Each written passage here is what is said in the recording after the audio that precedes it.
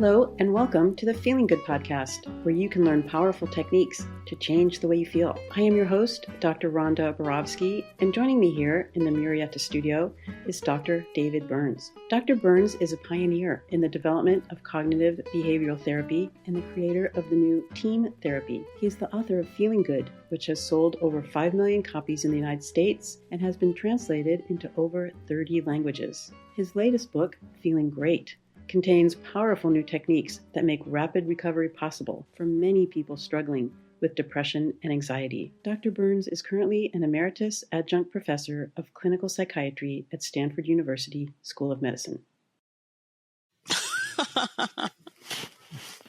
Hello, Rhonda. Hello, David, and welcome to all of our listeners to the Feeling Good podcast. This is episode 451, and we're really lucky to have Taylor Chesney with us. Taylor is the director of the Feeling Good Institute in New York, and she's a child and adolescent therapist, and that's what we're going to be focusing on today, adolescent treatment and psychotherapy. Is that how you would describe it, Taylor? Absolutely. Yeah, I want to talk about teen mental health and how to help parents better help their kids. Yeah, Thanks for having me. And what you're going to give us and all the parents of teenagers out there is the secret of how parents of teenagers who are struggling and acting out and being irritable and irritating, how they can improve your relationship with your teens, and thus your teens will be less needing to go to people like Taylor, because they'll find their relationship with their mom and dad far more supportive and therapeutic. So that's the big focus. And a secondary focus, which is related to that, is how, and we do this a lot, but we never run out of the need to listen and hear examples of how you can use the 5 secrets with your teenage children, or really children of all ages, in order to have a better chance to see the world through their eyes and survive the uncomfortable, awkward frustration and anger that's inevitable and natural in relationships between parents and their teens. So, Taylor, how do you start working with parents? Like, does a parent call you and say, my 15-year-old child needs support? Yeah, usually a parent has listened to David's podcast and been so impressed by it that they then want help for their teen or their child and call me and want to learn more about how TEAM CBT can be used with their child and if I can help their child. And there's a lot of wonderful therapy skills and tools that I can teach their kids to help with anxiety, depression, obsessive compulsive disorder. And there's really powerful tools. But really what I want to talk about today is what parents can do and how I can help parents better understand their children and the challenges that they're going through and how to better connect with their child. Because therapy is helpful, but they come to see me. It's 1 hour, 2 hours a week. I'm not with their child all the time as they are. And that relationship between parent and child is so important, teaches them so much about the world. And teenagers' brains are so plastic. They're changing all the time, that the best way to help them and impact them is through your own modeling and your own relationship. But teenagers are frustrating. So it's often really a very challenging time for parents and children. I'm sure we all remember back to our awkward teenage years, and they're just hard. And there's a lot of normal, difficult things that we deal with.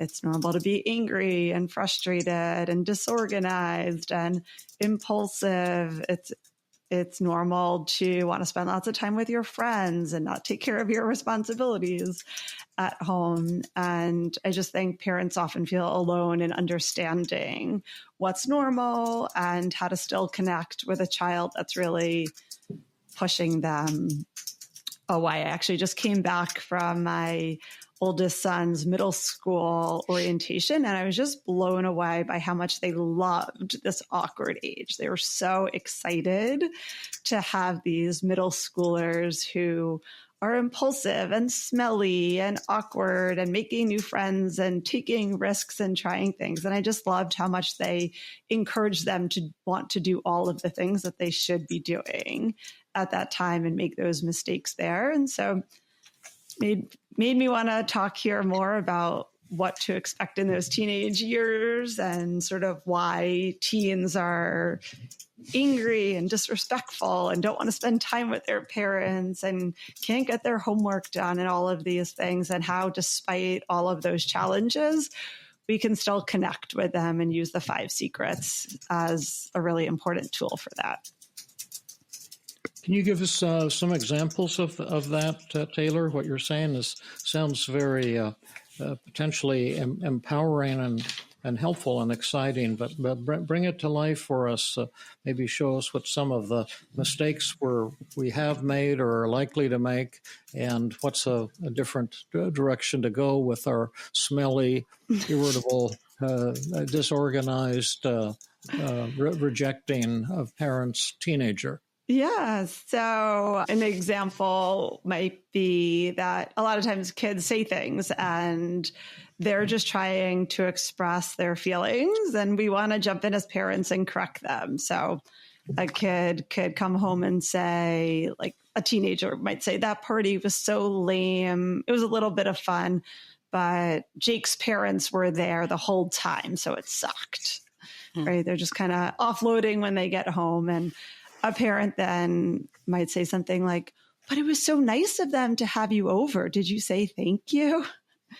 Right? We want to teach something, right? We want to make sure that they're good, respectful humans and that they're appreciative, all wonderful qualities. But what a teen hears is blah, blah, blah. My mom doesn't listen. She just wants me to do whatever she wants, right? So an alternative could be just say disarming them, right? And providing thought empathy. The teen says that party was kind of lame. Jake's parents were there the whole time watching us and it sucked. So the parent can just say, I'm so happy to hear the party was fine. But I know you mentioned that it sucked because Jake's parents were there the whole time. Right? Don't need to correct them, don't need to ask questions, but really keep the communication going. And then a teen might say something like, yeah, it's like they don't trust us, right? And you could just say something very simple back to that, like, got it.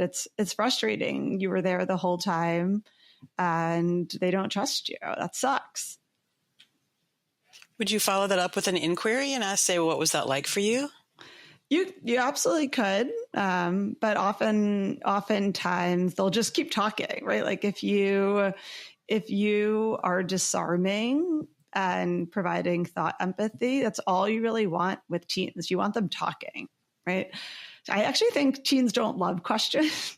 They feel, I often actually encourage parents to avoid like why questions or questions, that if you just kind of echo back what they say, teens are very into themselves. So they really like to hear their own words. I swear, right? It makes parenting so much easier and simpler. Just like I say, as a therapist, if you just repeat back what they say, you don't have to come up with fancy lessons or interpretations of what they're saying. You're just listening and connecting with them. And that's just so important. You're not scared of their big emotions or feelings. Let's see if we can illustrate this a little bit. Sure. Why don't you be this teenager And we can, would you be the parent, Rhonda? Okay. And then we'll do a role reversal if necessary, but and to illustrate like the use of thought and feeling empathy and the disarming technique. So just find truth in what the teen is saying and summarize what they said and acknowledge their feelings. You don't need to be asking a lot of questions, and you especially don't want to be correcting them or telling them what to do or contradicting them or that type of thing. And just to flow, they're a fast-moving river, so jump in and just flow down the river. So that's what you're saying. Exactly. I'll use a slightly different example so we could have is that good, or keep with the same one? Sure. Yeah, let's do a different one. Great. Mom, my teacher sucks. I got 5 points off my homework because I turned it in late. I can give a perfect one, and then you can do after mine. That was bad of you to turn it in late, and I'm going to have to discipline you and show you how to turn it in on time. How's that? A+ if you want your kid never to tell you anything that they did wrong again. I thought I'd set a nice, terrible example to set you up for success, Rhonda. I'm glad that you said that, because that's probably what a lot of parents would say. Like, why did you turn it in late? This is on you. Mm-hmm. You deserved that grade. Next time, turn it in on time. Absolutely. Right. So now give us the A+ version of it, Rhonda.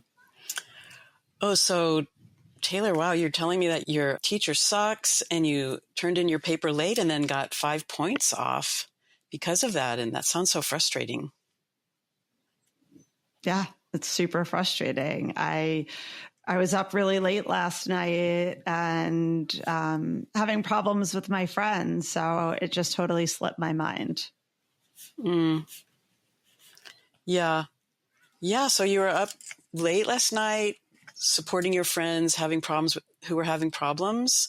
And then it just slipped your mind to turn your homework in. Yeah. And I care so much about school. It's not fair. Yeah. You shouldn't have to have consequences like that.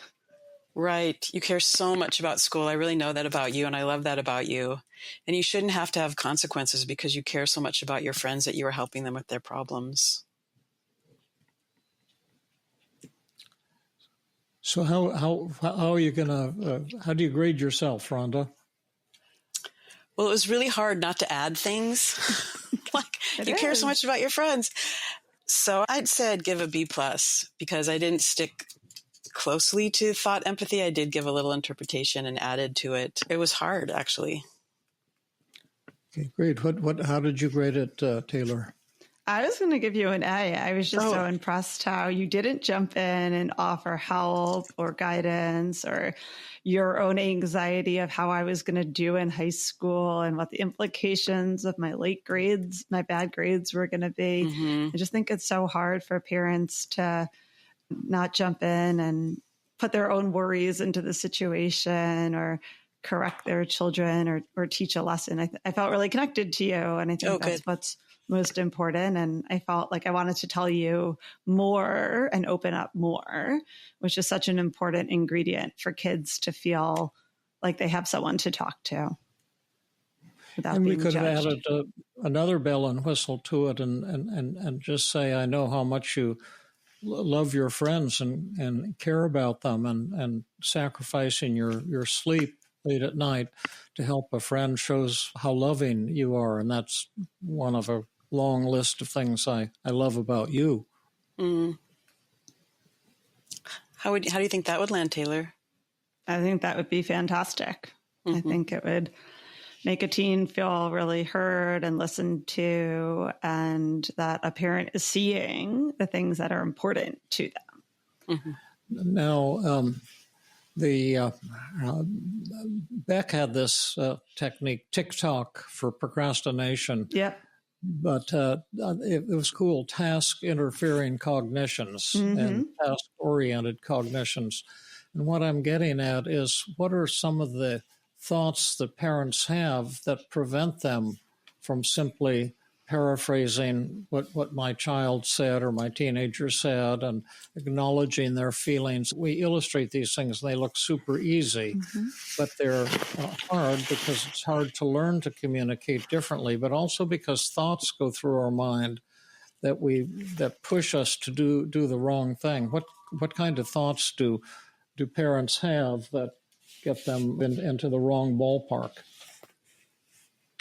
My child should be doing better. I'm failing. My child, if they do poorly in school, they shouldn't be this way. They should do better. My child will never go to college if this happens. I'm failing them. I'm failing my child. And how often do you see where a parent really is pressuring the child to achieve because the parent is basing human worthwhileness on achievement? All the time, right? We bring so much of our own worries and fears to our children. And most of it comes from a wonderful place, right, of wanting your child to succeed. But I think a lot of times parents don't see the negative impact on their child that it would have. Yeah. And also, you talked about not trusting your child. Tell us more about that. That they've somehow got to be under tight control, or they'll spiral out of control.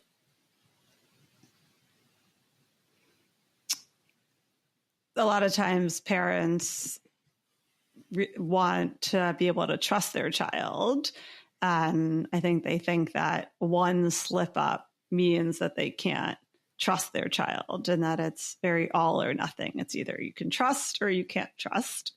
But a very normal developmental task of adolescence is figuring out responsibility and messing up, right? If your child doesn't mess up and break your trust at some point, then they're not really exploring all of adolescence.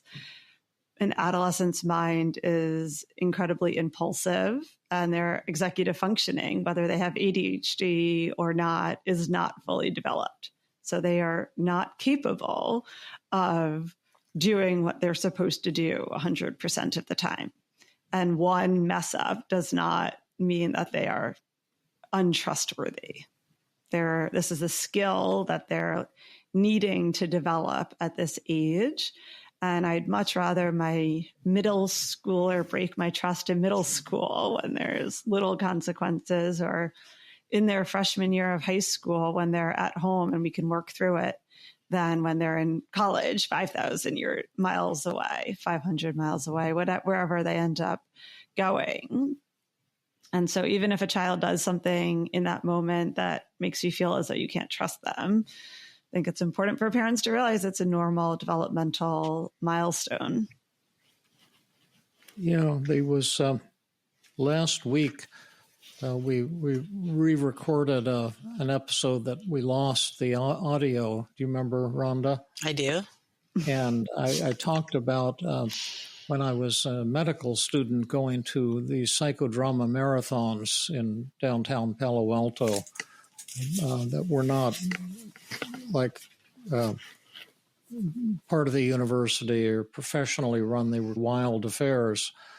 But and they were very frightening to me. I was young and naive, but there was a teenage boy from L.A. at one of them that his father had sent him to get him straightened out. I guess he was some kind of a delinquent or having all kinds of problems, and nobody could control him, so they sent him to stay at this human institute for a couple of weeks or a few weeks to try to straighten him out. But I went to, they were experimenting with a 3-day marathon, 72-hour psychodrama marathon in this house.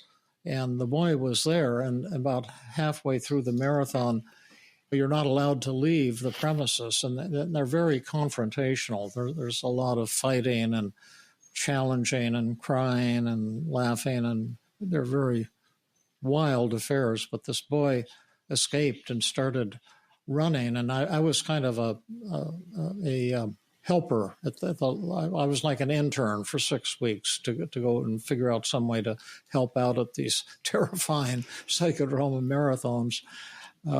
But I for whatever, it became my job to go and chase after him. And the Hussein Chung, who was leading the marathon, said, "When a stallion wants to run, you run with the stallion." So I started running after him, and it was really awful because I didn't have shoes on, and he was on this gravelly surface, like a driveway that had pebbles. But I caught up with him, and then he suddenly realized I wasn't trying to stop him.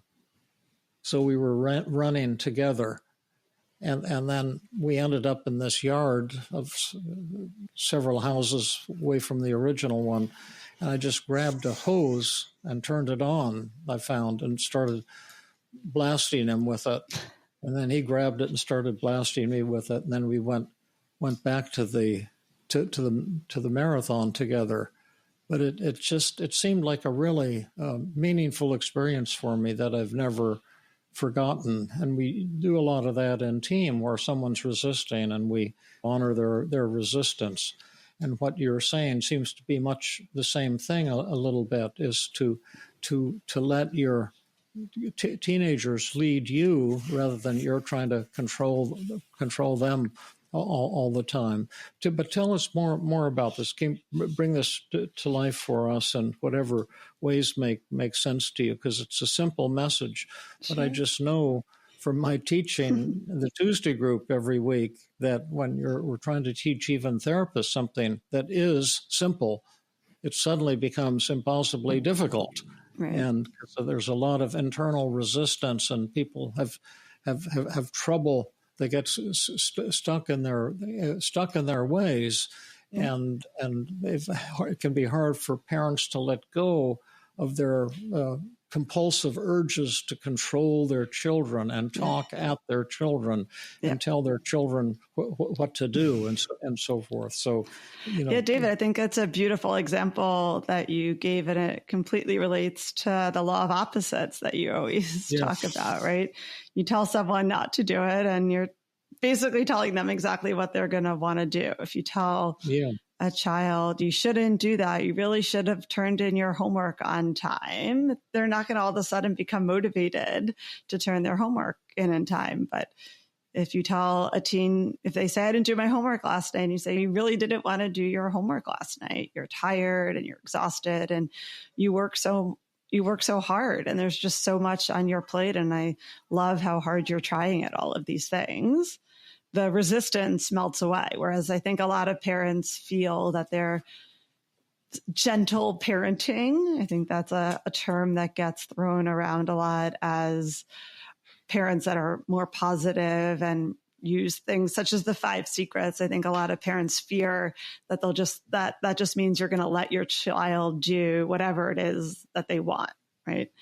And that's just not how it happens, right? We don't convince children and teens to do what we want by just yelling at them and telling them.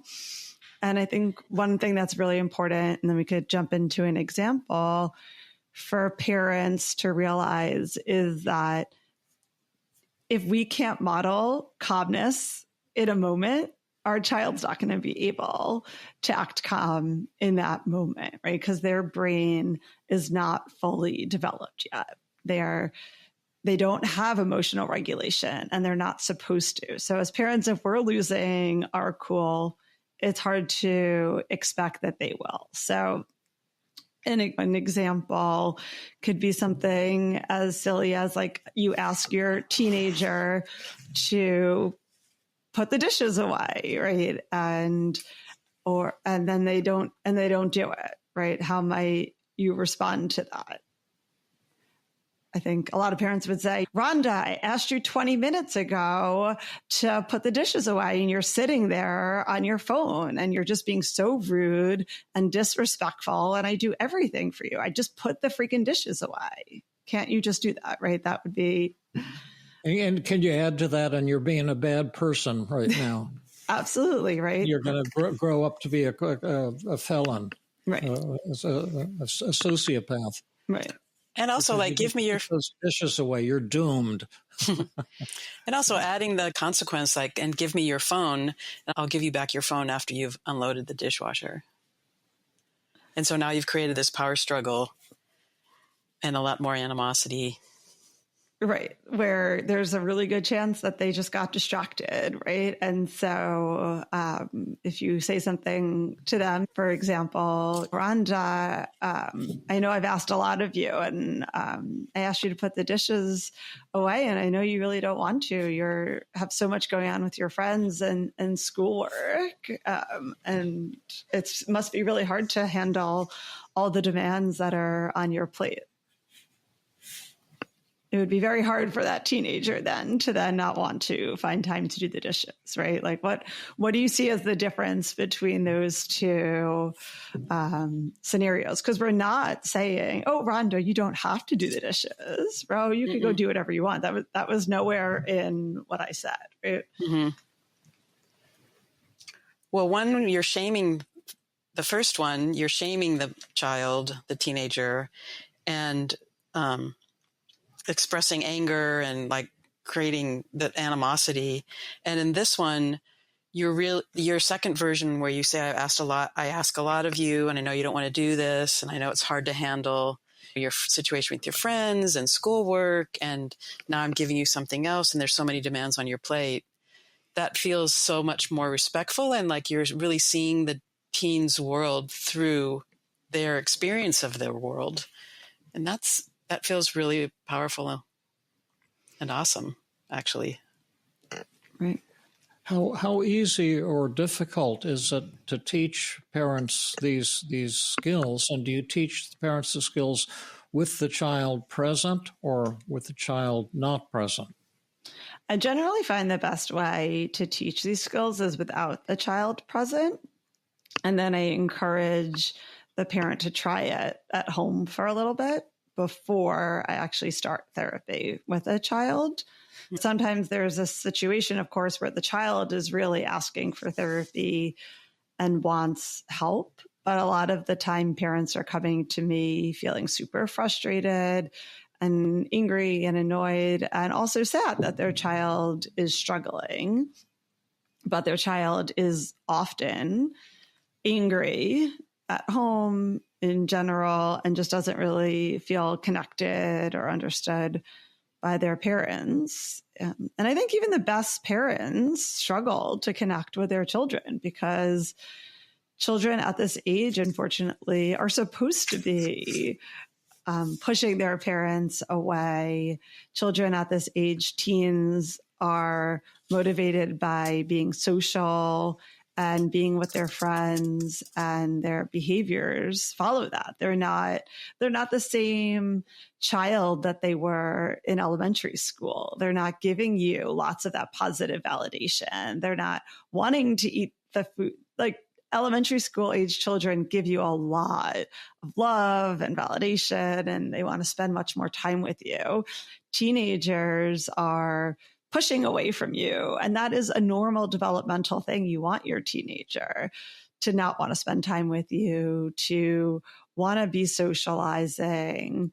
And so this relationship that you develop with your child really becomes a buffer for them to face some of the mental health challenges that they might be facing. How much resistance or cooperativeness do you run into with parents? Because I know, for example, when in our interpersonal model, working with adults who don't get along with each other, you virtually always see, or nearly always, you see a pattern of it's the other person's fault and blaming the spouse. And then the spouse blames you back, and it goes on and on and on.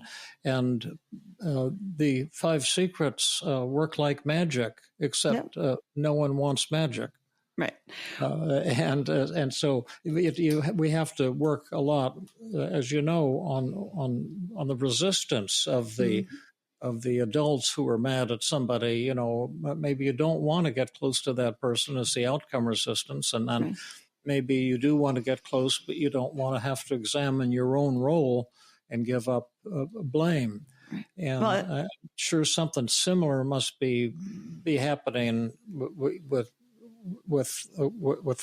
your work. You make it sound easy. I always try to make it sound easy, but it's rarely easy and requires. It's rarely easy. But David, I think if an adult or parents have read Feeling Great, I think it makes my work much easier because they really start to understand how the way we approach a situation can impact the outcome, and that you can have the same situation and approach it in one way and it has a negative outcome, and you could approach the same situation differently and have a different outcome. And so if parents are open to seeing the role that they play, and it doesn't mean they're bad parents, it just means they don't have a specific skill to help them be successful. Parenting doesn't come with a playbook. I wish there's wonderful resources out there, but most people go into parenting without really knowing how to parent teenagers. And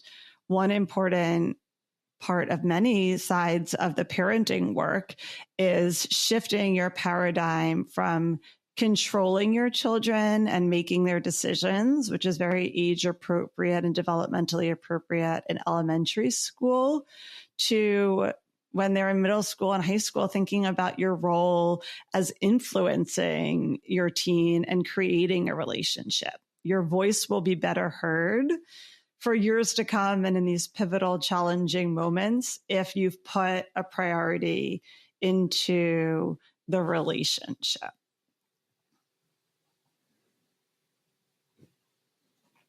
Sure. So the goal is for closeness rather than control, and that as children go from grammar school to middle school to high school and beyond, they're developing greater and greater independence. And so your role is to be letting go of the reins and showing a greater interest in your child as a person, as a human being, as a friend. And your success as a parent and their success as developing teenagers will depend greatly on your willingness as well as your ability to form that loving relationship with your teen, who can be irritable and frustrating. Absolutely. Is that right? Yes, I think I wanted to bullet point a few important things to kind of keep in mind in terms of what's normal and what we need to understand about teenage behavior, because I feel like if, as parents, we see our children as bad or not doing well, it becomes more triggering to a parent. And then I think they're more worried and have a harder time and can't as easily apply the 5 secrets and use that in their communication style. So just a few things to keep in mind about teens is that social rewards and being with friends and instant gratification trump their ability to think about consequences. So what looks good for their friend or what gets approval has so much more importance to a teen than the consequences, right? Teens often do these wild, crazy things that we're like, what were you thinking? And the point is they're often not. And we obviously don't want them to get arrested or get in trouble with the school or have significantly bad consequences, but there's normal mistakes that teens make. And it's just important to realize that that is a normal developmental process. Another thing that's important to remember is that they seek thrill and novelty and interesting things. They're sensation seeking at and they don't necessarily think of risk and future plans and how will posting this on social media impact me when I'm 27 and looking for a job, right? And so it's just really important that doesn't mean you say, oh, that's fine, post whatever you want, but you need to kind of understand what's going on in their brain and their minds and why they're doing these types of things. Let's see, you've made 3 points here. Let me just summarize them. Sure. And then you can make more. So I see if I'm getting them right. One thing that can interfere with developing a relationship and a friendship with your teens is that if you see them as bad, then you're going to be triggered and very anxious and angry and urging them to control them and to tell them what to do rather than using the 5 secrets. And so the mindset of the parent will have just as powerful consequences as the way you talk to your children, because it will influence the way you interact with your children. So there's an important cognitive dimension. In addition, in order to understand your child, to understand teenagers, that the social rewards and instant gratifications are more important than the consequences to them of what they're doing. If they can be seen as cool and admired by other kids and accepted by other kids, then that's what they're yearning for, and for novelty and excitement, and they may seek risk and new sensations, and they don't think about what kind of job they're going to have when they're 26. And that's important to take that into account when you're interacting with them, to see what's important to them, and tell us more. Why is it important for me, the parent, to understand what's important to my kid, to know that they're looking for social gratification and instant gratification, and rather than the consequences of what they're doing? If I'm a parent listening, I'm trying to say, what am I supposed to learn here? Or what should I do differently or think differently? Yeah, it's so important, because if you can't understand and see the world through their eyes, then you can't empathize with them. You can't let them know that you understand, and then you can't speak a similar language. And so if you can't understand that it makes sense that they're doing this, then you kind of reject them and you don't connect with them. You see this as bad and not normal, and then you're super anxious about it. And so as an example, it's really important if your teen does something that doesn't go well and you're feeling as though you need to reprimand them, it is also important to be able to disarm them. So they post something that they thought was funny on social media, or they text a friend something that they didn't really realize was bad. It is important to be able to empathize with them. Like, it makes sense that you sort of thought it was funny to do that, and then you accidentally sent it to a friend, and then there was a really big consequence, and you feel really bad and upset now. But it also feels really confusing of how this all happened. Like, something along those lines, rather than, I can't believe you did that. Like, what were you thinking? Is probably what most parents would respond in that sort of situation. Yeah.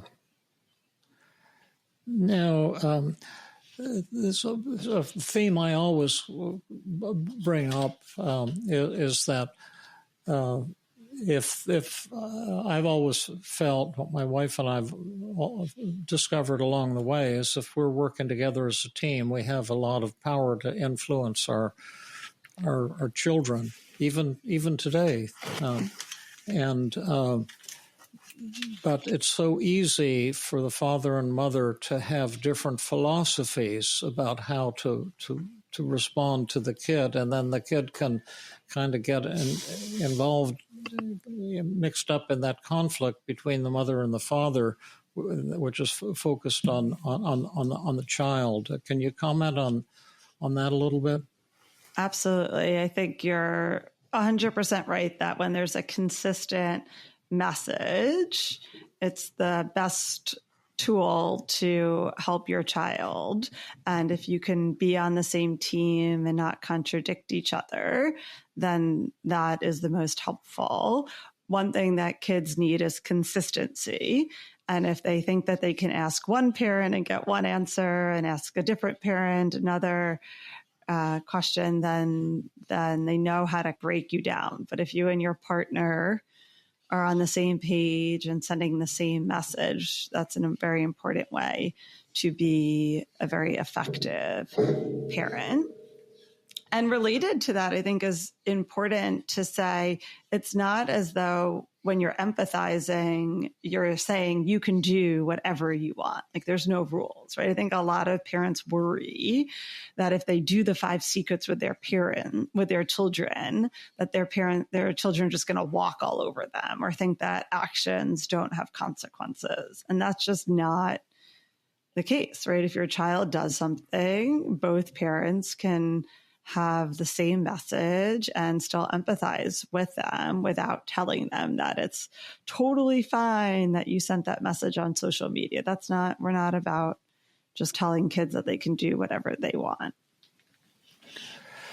It's fascinating what you're saying, because as you know, we see those same resistance in adults. You may remember my handout, 12 good reasons not to listen. Right. 12 good reasons not to share your feelings, 12 good reasons not to treat the other person with respect. And even today, we see a kind of a strong political divide between people who want the world to go in the direction of greater understanding and love and empathy, and then others who say, no, empathy is America's greatest weakness, and we've got to kind of kick ass and tell people what to do. I think that there's these two polarities of human nature. I don't know if you run into that, but I could imagine if you have parents who are of those two radically different mindsets, it might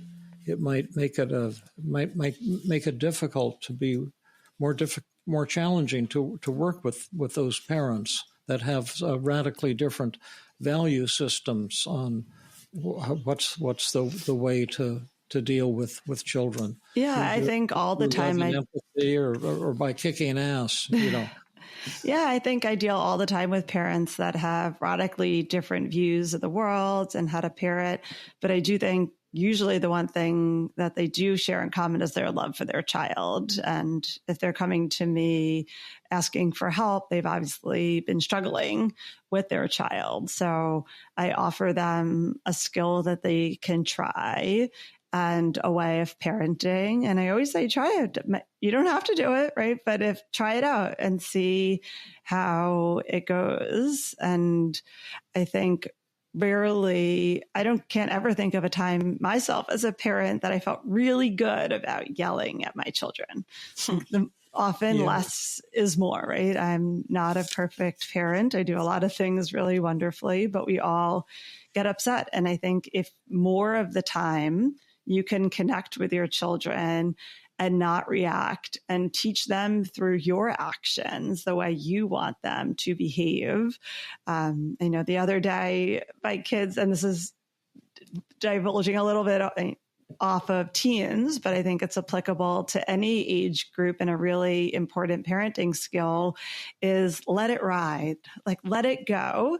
And if you can develop a mantra where you could say like, bedtime is only 40 minutes away, or they'll be at school in 30 minutes. If you can avoid yelling and losing your cool then you're teaching your children how to regulate emotions, whether they're elementary school age, middle school age, or teenage.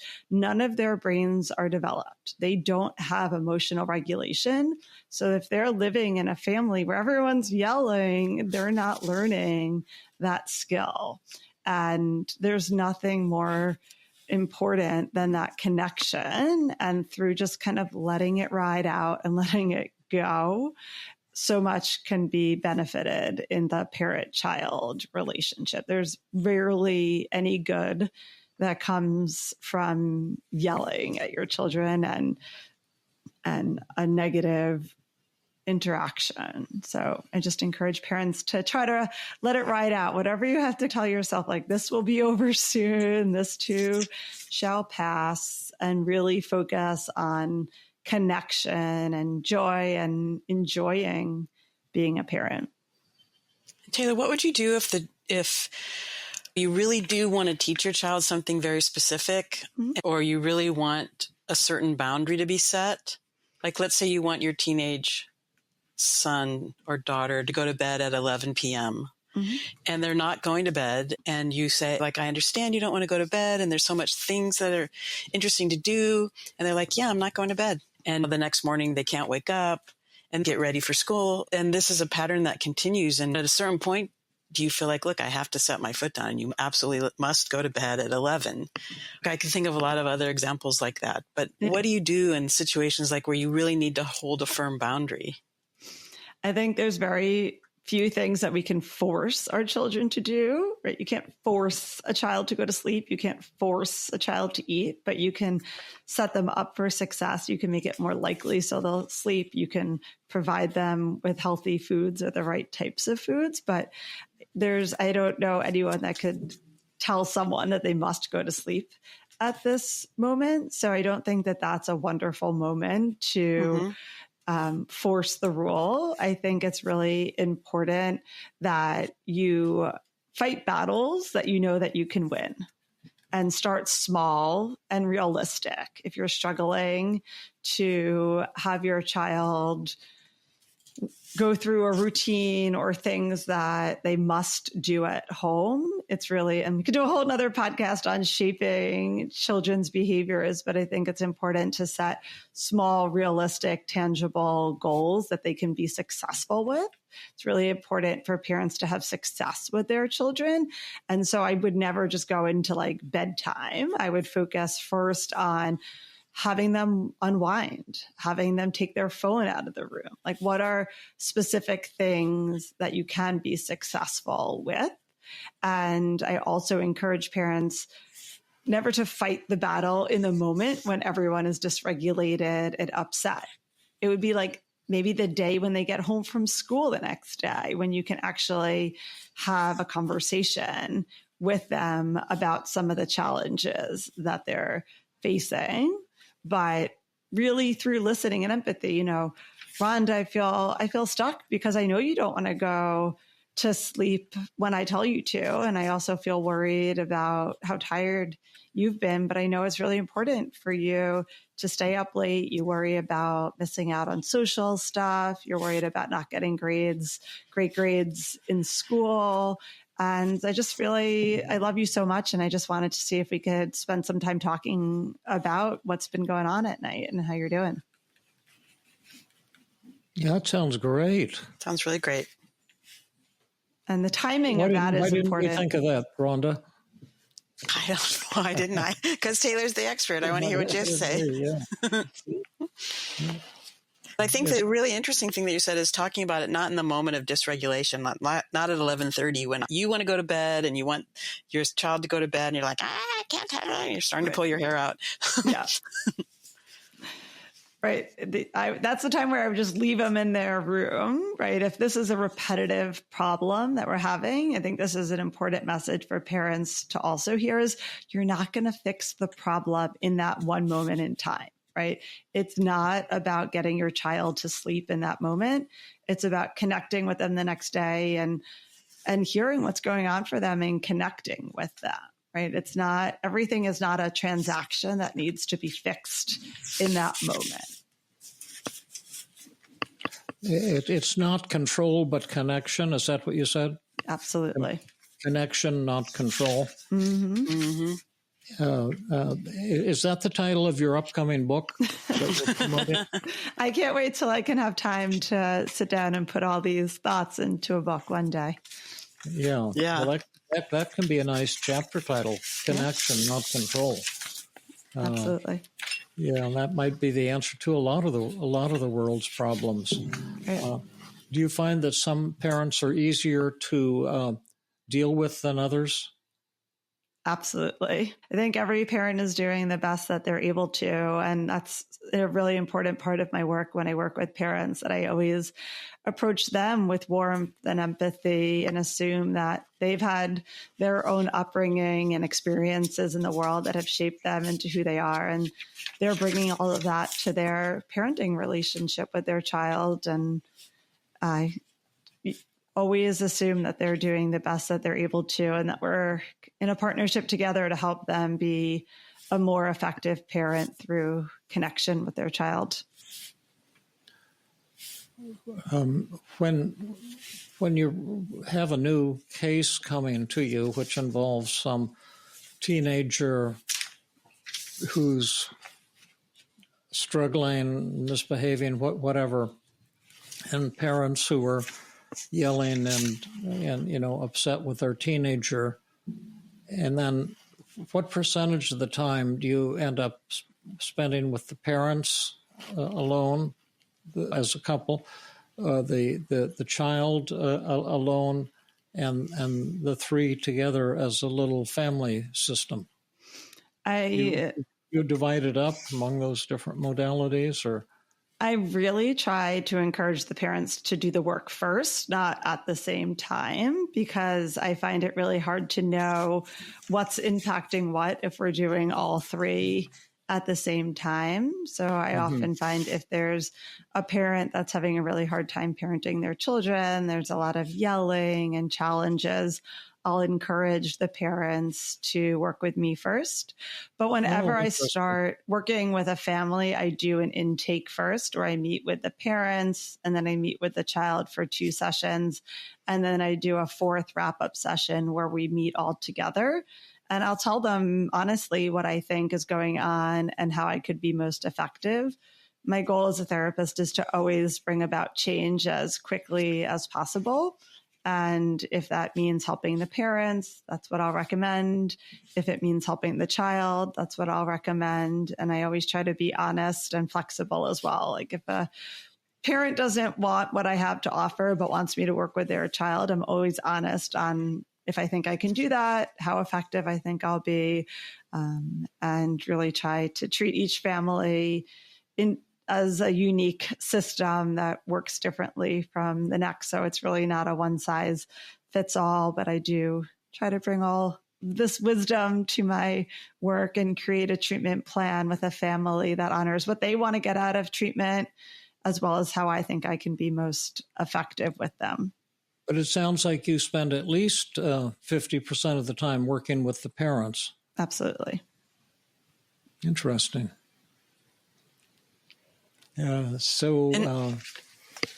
Rhonda. What do you say when parents say to you, well, why do you want to work with me? It's my son or my daughter who has the problem.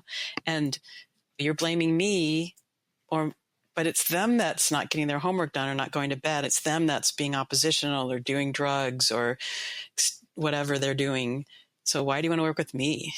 Yeah, I would say to them, I'm not blaming anyone, right? This is a system and we're all on a team to try to get the best result for your child. And I really feel as though I can help you better help your child.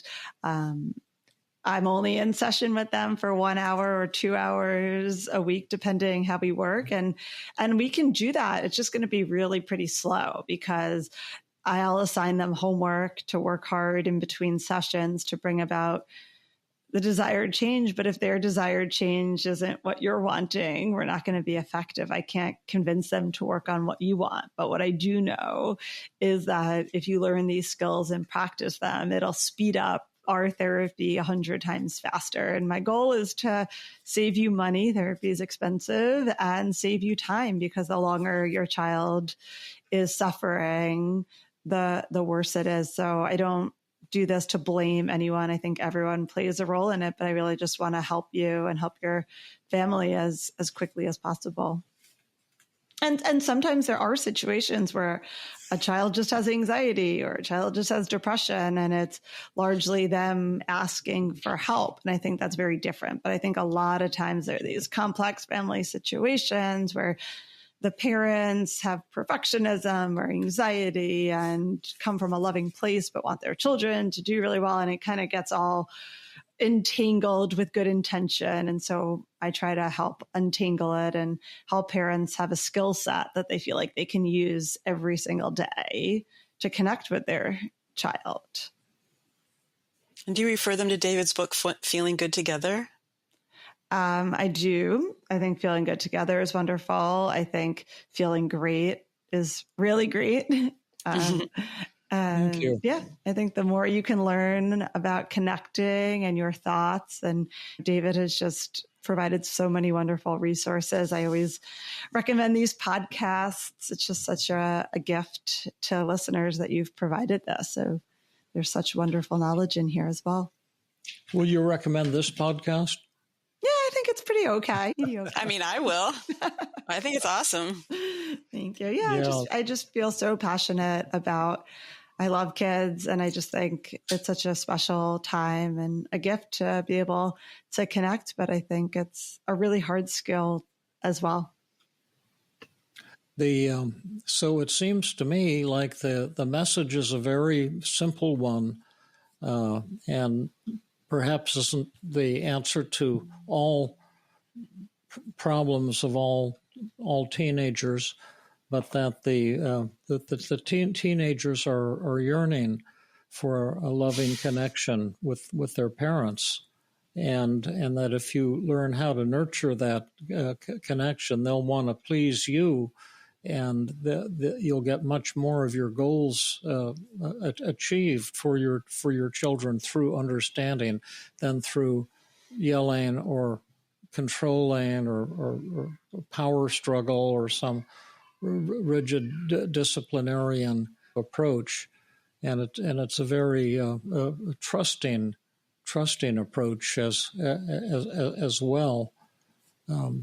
Jill sometimes says publicly, so I can mention it, but I remember the people who've become the greatest TEAM CBT therapists are the ones who have worked through their own issues. Mm-hmm. And I worked with Jill a couple of times when she was in the, still in the learner stage before she had developed her own incredible teaching skills that I'm just proud that she's eclipsed my own by quite a margin. And mm-hmm. she's just beautiful. But she talked about once, I think she thought one of her boys was going to grow up, to become kind of a psychopathic killer or something like that. And she was all upset because he wasn't showing enough empathy to his brother or whatever it was. But I know at the time, it felt to her like a tremendous kind of emergency. She had observed something, and then it, just went into this magnification, fortune-telling kind of thing, which she worked through so beautifully that night. And now her two boys have just evolved so beautifully, and she's formed such beautiful relationships with them and with virtually everyone she interacts with.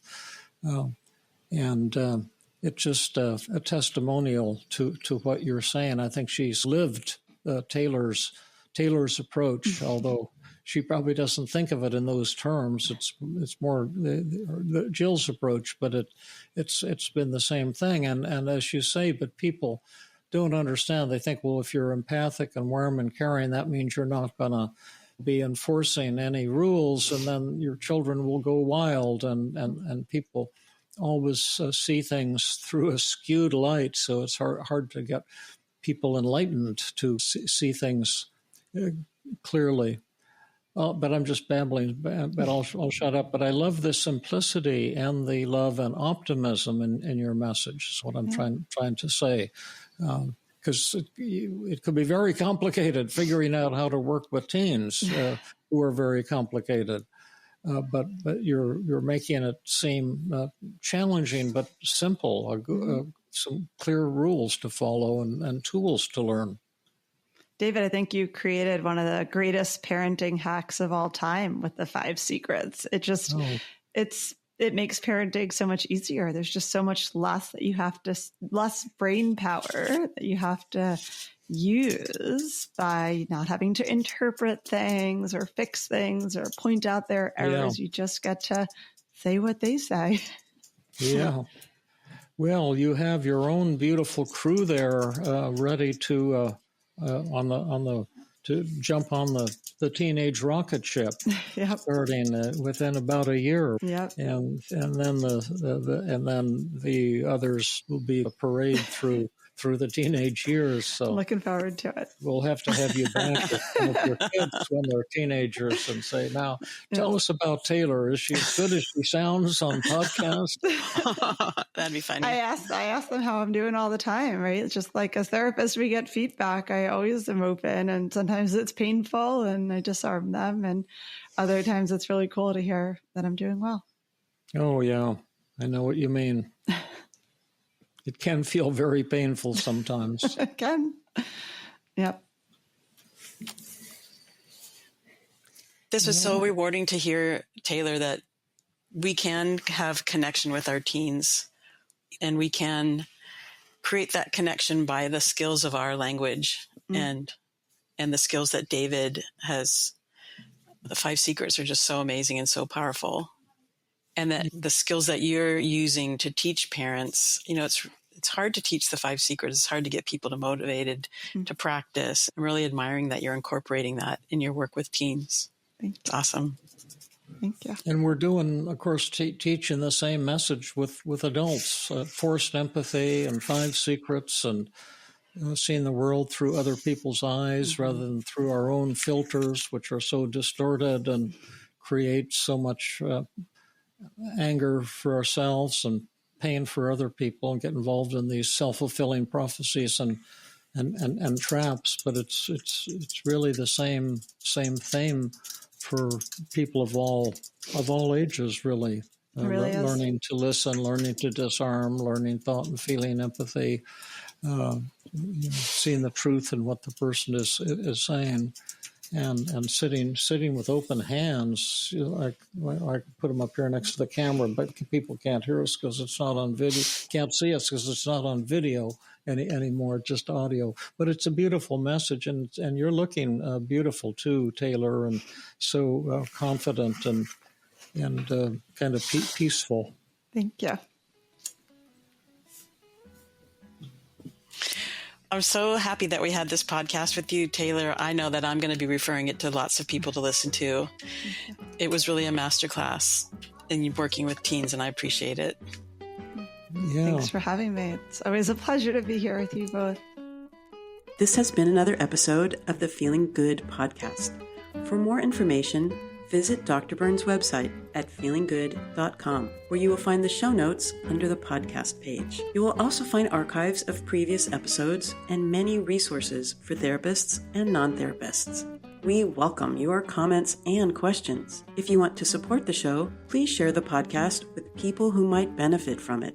You could also go to iTunes and leave a 5-star rating. I am your host, Rhonda Borowski, the director of the Feeling Great Therapy Center. We hope you enjoyed this episode. I invite you to join us next time for another episode of the Feeling Good podcast.